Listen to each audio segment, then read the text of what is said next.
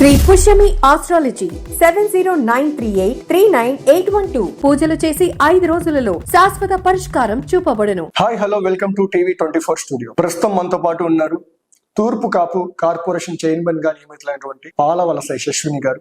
Madam నమస్తే madam. నమస్తే అండి. ఎలా ఉన్నారు madam? Good, very nice. Madam straight గా మనం క్వశ్చన్ లోకి వెళ్ళిపోదాం. పాస్ట్ గవర్నమెంట్ లో అయితే ప్రజలైతే చాలా ఇబ్బంది పడ్డారు. ఇప్పుడే తిరిగి మళ్ళీ కొంచెం ప్రశాంతత లేకైతే వస్తున్నారు. మీరు చెప్పండి, పాస్ట్ లో ఎలా ఉంది, ఇప్పుడు కూటమి అధికారంలోకి వచ్చాక ఎలా ఉంది? అంటే రాజకీయ పరంగా చెప్పుకోవాలంటే గత ప్రభుత్వంలో వాళ్ళకి అంత మెజారిటీ ఇచ్చినా కూడా వాళ్ళు నిలబెట్టుకోలేకపోయారు. సక్సెస్ అనేది అదృష్టం కొద్దీ ఒక్కసారి అదృష్టం తట్టుతుంది. అది తలుపు తీయకపోతే ఇప్పుడు జరిగే రిపర్కేషన్స్ ఏవో అది గత ప్రభుత్వంలో మనం తెలుసుకున్న లెసన్. ఎంత ప్రజలు నమ్మి జగన్మోహన్ రెడ్డి గారికి అత్యధిక మెజారిటీ ఇచ్చి చేసిన తర్వాత కూడా నిలబెట్టుకోలేకపోయారు సక్సెస్. ఎందుకంటే ఎమ్మెల్యేలు ఎంతసేపు ఆ రోజు జగన్మోహన్ రెడ్డి గారు చేసిన what ever the false promises నమ్మి ఒక అవకాశం ఇవ్వాలి అని ఇచ్చారు, ఎమ్మెల్యేలు గెలిచారు. కానీ ఒక్కళ్ళు కూడా ప్రజల్లోకి వెళ్ళా.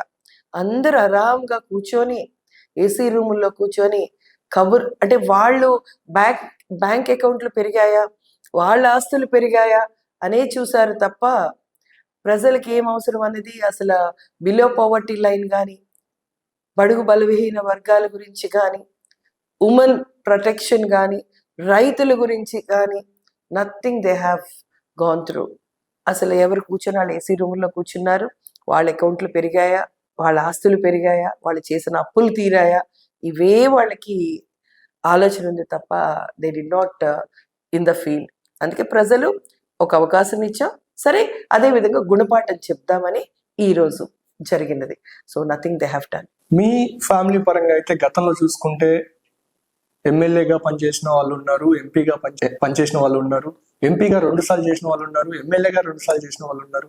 మీరు మాత్రం మీ ప్రస్తావన వరకు వచ్చేసరికి ఎందుకు వై చూసి జనసేన? అంటే ఒకటి, అప్పట్లో జనతా కాంగ్రెస్ అన్నవే ఉండేవి పార్టీలు.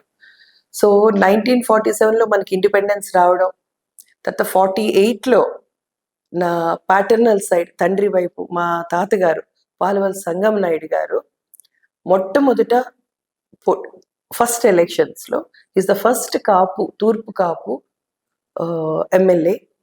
48 నుంచి 3 సార్లు, అప్పుడు ఉనుకూరని పాలకొండని, ఎందుకంటే జనరల్ రిజర్వేషన్స్ ఉండడం మాకు వేరే దగ్గర, మాది యాక్చువల్గా శ్రీకాకుళం పాలకొండ. అలాంటిది మేము మారడం, ఇవన్నీ జనరల్ ఎక్కడుందో అక్కడ పోటీ చేయడం, జిల్లాలో గర్వంగా చెప్పాలంటే తూర్పు కాపులు తలెత్తుకొని తిరిగేలాగా ఆ కుటుంబాలు ఏవైనా ఉన్నాయంటే పాలవలస కుటుంబం. ఆ కుటుంబం నుంచి వచ్చాను. మా తాతగారు 3 సార్లు ఎమ్మెల్యేగా చేస్తున్నారు.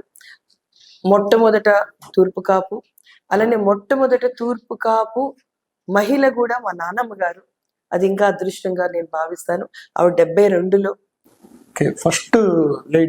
ఫస్ట్ లేడీ పాలవలస రుక్మిణమ్మ గారు. అదే విధంగా తూర్పు కాపుల్లో నా తల్లి వైపు చిన్నాన్నగారు, మా చిన్నతాత గారు కర్రి నారాయణరావు గారు. ఆయన ఉమ్మడి విజయనగరం శ్రీకాకుళం జిల్లాకు సంబంధించి ఆయన 67లో, నాకు తెలిసి 67, 68లో చేస్తున్నారు. వరుసగా 2 సార్లు ఎంపీగా చేస్తున్నారు. బొబ్బిలి కాన్సన్ట్రేటెడ్ ఆ ఏరియాలో చేస్తున్నారు.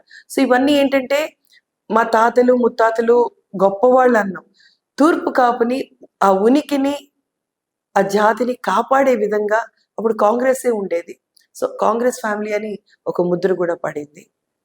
కాకపోతే నేను రావడానికి కారణం అంటే అది ఆ లెగసీని అయితే నేను ఏ రోజు గర్వంగా చెప్పుకున్నా, ఎంజాయ్ చేసాం ఆ ఫ్రూట్స్ని.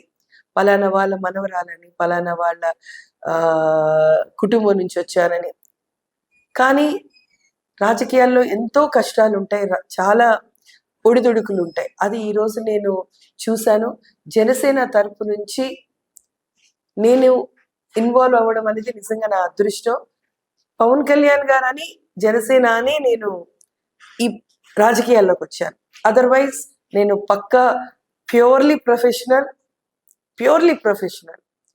నేను ఒక అడ్వకేట్ నండి. అవునండి, కార్పొరేట్ అడ్వకేట్ అని చెప్పి ఇద్దరు వైఫ్ అండ్ హస్బెండ్ ఇద్దరు అడ్వకేట్. అయితే ఇవి నేను ప్రత్యేకించి ఒక లాయర్ గా ఉండి కూడా, అంటే ఇది తప్పు నేను చెప్పకూడదు. ఏ రోజు ఏ పొలిటికల్ పార్టీకి ఇందిరాగాంధీ గారు తర్వాత నాకు ఓటు వచ్చింది, ఇందిరా గారు ఆ టైంలో. ఎందుకో అది చదువుకున్న దాన్ని మూర్ఖంగా చేశానేమో నాకు తెలియదు, ఏ రోజు ఓటు వేయలేదు. ఓకే. జనసేనాని నేను రావడం, ఓటేయడం జరిగింది.